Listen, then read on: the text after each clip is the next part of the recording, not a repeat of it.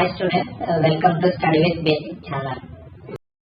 ఇప్పుడు హిందీ పేపర్ ఎలా వస్తుందని చూద్దాము. హిందీలో కూడా మనకు పార్ట్ ఏ వచ్చేసి 60 మార్క్స్, పార్ట్ బి వచ్చేసి 20 మార్క్స్.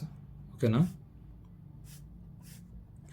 పార్ట్ బి వచ్చేసి సేమ్ మల్టిపుల్ చాయిస్ ఏబిసిడి ఇస్తారు. దాంట్లో క్వశ్చన్ చదివి కేర్ఫుల్గా చదివి దాంట్లో ఆన్సర్ ఏదో ఒకటి ఏబిసిడి అనేది పెడితే సరిపోతుంది. తర్వాత పార్ట్ ఏ వచ్చేసి మనకు ఏమి ఇస్తారు అని అంటే ఫస్ట్ బిట్ వచ్చేసి మనకు ఒక పారాగ్రాఫ్ ఇస్తాడు. పారాగ్రాఫ్ ఇచ్చేసి దాని కింద షార్ట్ ఆన్సర్స్ క్వశ్చన్స్ ఇస్తారు అన్నట్టు. చిన్న 5 క్వశ్చన్స్, ఒక్కొక్క ఆన్సర్కి 1 మార్క్, 5 1 5 మార్క్స్ అన్నట్టు. తర్వాత వచ్చేసి సెకండ్ బిట్ వచ్చేసి సేమ్ పారాగ్రాఫే, కాకపోతే ఆన్సర్స్ వచ్చేసి 2-3 లైన్స్ అలా ఉంటుంది అన్నట్టు. ఒక్కొక్క ఆన్సర్కి వచ్చేసి 2 మార్క్స్, 5 2 10 మార్క్స్. అంటే పారాగ్రాఫ్ ఇచ్చి దాని కింద క్వశ్చన్ ఇస్తారు. ఆ పారాగ్రాఫ్ చదివి దాని తగ్గట్టు క్వశ్చన్ రాయాలంటే 1 మార్క్ ఉంటే సింగిల్ వర్డ్గా ఉంటుంది, 2 మార్క్స్ ఉంటే ఒక 2-3 అలా సెంటెన్స్తోని రాయాలి. తర్వాత వచ్చేసి థర్డ్ బిట్లో వచ్చేసి మనకి ఏమిటంటే పోయమ్స్ ఇస్తారు. పోయమ్స్ లేకపోతే అంటే పద్యాలు అంటే పోయమ్స్ కిందకి అవుతాయి. కొన్ని సెంటెన్స్ అలా ఒక 3 ఇస్తారు అన్నట్టు. ఓకేనా. 3 ఇస్తారు. 3లోకి వెళ్ళి మనం ఏదైనా ఒక్కటి రాయాలి. ఆ ఒక్కదానికి 5 మార్క్స్. ఓకేనా. 5 1 5 అంటే 3 ఇస్తాడు. అంటే ఆ క్వశ్చన్ నెంబర్ వచ్చేసి 11 12 13 11 12 13లోకి వెళ్ళి ఏదైనా ఒకటే రాయాలి మనం. ఆ ఒక్కదానికి 5 మార్క్స్, 5 1 5. తర్వాత వచ్చేసి నెక్స్ట్ బిట్, అంటే ఇది మొత్తము ఫస్ట్ బిట్ కిందకి వస్తుంది అన్నట్టు మనము. తర్వాత వచ్చేసి దీని తర్వాత వచ్చేసి మనకు క్వశ్చన్స్ ఉంటాయి అన్నట్టు. అది సెకండ్ బిట్. దాంట్లో వచ్చేసి మనకు క్వశ్చన్ ఆన్సర్స్ 4 అటెంప్ట్ చేయాలన్నట్టు. 4 అటెంప్ట్ చేయాలి. ఎన్ని ఇస్తాడు మనకు? 8 ఇస్తాడు.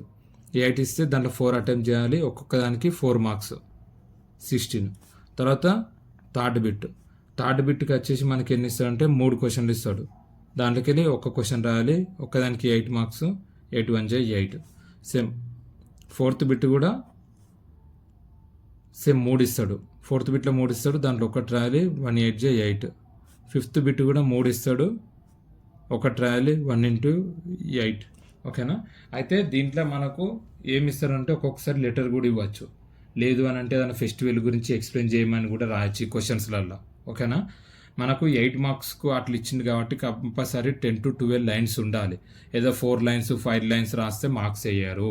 హిందీలో మళ్ళీ పైన ఒత్తులు పెట్టడం కానీ పైన దీర్ఘాలు ఇవి ఇవ్వడం కానీ హిందీలో చాలా చూసుకోండి. ఎప్పుడు కానీ తెలుగు హిందీలో ఏమవుతుందంటే సైడ్కున్న క్వశ్చన్స్ మనకాడ క్వశ్చన్ నెంబర్స్ ఇస్తాడు అన్నట్టు. అంటే సెక్షన్ 3 వచ్చేసి 14 నుంచి 21 వరకు ఉంటాయి క్వశ్చన్ నెంబర్లు. తర్వాత సెకండ్ బిట్ వచ్చేసి 14 నుంచి 21 వరకు ఉంటాయి అన్నట్టు. థర్డ్ బిట్ వచ్చేసి మనకు 22 నుంచి 24 వరకు ఉంటుంది. తర్వాత ఫోర్త్ బిట్ వచ్చేసి 25 నుంచి 27 వరకు ఉంటాయి. ఫిఫ్త్ బిట్ వచ్చేసి 28 నుంచి 30 వరకు క్వశ్చన్స్ ఉంటాయి. ఎప్పుడు కానీ గుర్తుంచుకోండి, క్వశ్చన్ నెంబరు క్లారిటీగా వేయాలి. క్వశ్చన్ నెంబర్ క్లారిటీగా వేస్తేనే ఆ క్వశ్చన్ నెంబర్ బట్టి వాళ్ళు మనకు మార్క్స్ వాళ్ళ దగ్గర ఉన్న ఓఎంఆర్ దాంట్లో ఫిల్అప్ చేస్తారు. ఓకేనా.